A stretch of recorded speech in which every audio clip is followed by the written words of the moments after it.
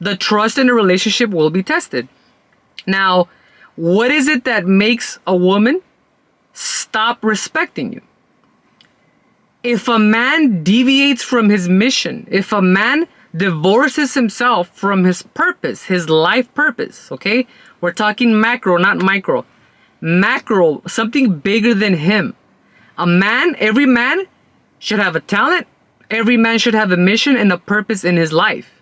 If a man deviates away from this, a woman will lose respect.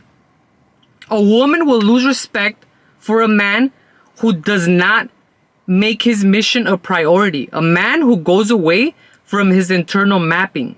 Okay? A man has to follow his calling. And a man has to realize that seeking his personal truth should be more important than pleasing his woman. A man following his purpose should be more important than the relationship. Okay? A man following his calling is more important than the intimacy of the relationship. Now, I know a lot of people are not going to agree with what I just said. They can say, no, you're wrong, right? Let me tell you why this is the case. If you disagree, if you say, no, a man has to make his woman his priority. Let me tell you what happens, okay? And this is not to put a woman on the back seat and not make her a priority and be dismissive, okay? This is what happens. When a man deviates away from his personal life mission, there's a domino effect.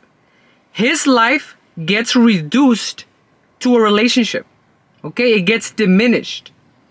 When you diminish your purpose, there's, like I said, there's a domino effect. A man with no purpose, okay, is a man with no direction. And a man with no direction is a man you cannot trust, okay? After the trust is gone, the whole thing falls apart.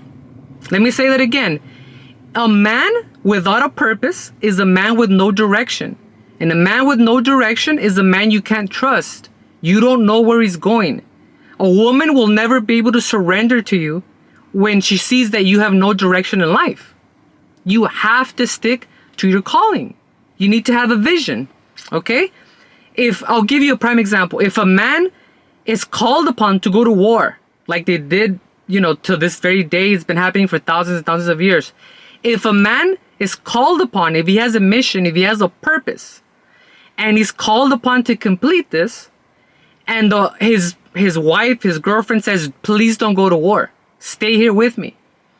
She might want that on the short term, but on the long term, if the man doesn't go and fill out his purpose, if he doesn't go to war, she will despise him. She will resent him.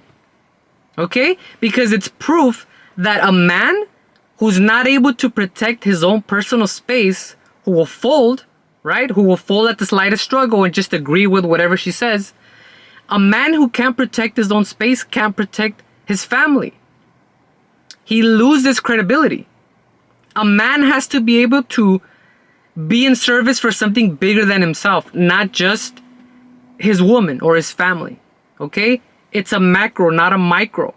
A woman will resent you for this. If you yield, if you give in, and you make her your number one, in the long run, she will resent you for it.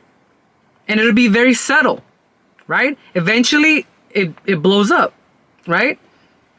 You have to be able to endure her emotional storms. If she yells at you, if she disagrees, if she's not content with what the decision you've made, you have to be able to withstand that. You have to be able to take the emotional storms thrown at you, because the way you handle your woman's emotion is the reflection of how you handle the world. And she needs to see that you're grounded, that you can keep composure and follow your vision. If you deviate, she'll lose respect for you. She'll lose trust, and then the whole thing falls apart. So it's kind of a conundrum. It's counterintuitive, right? You want to please her, but by making her your priority, you're also sabotaging the relationship because you're compromising yourself in the process.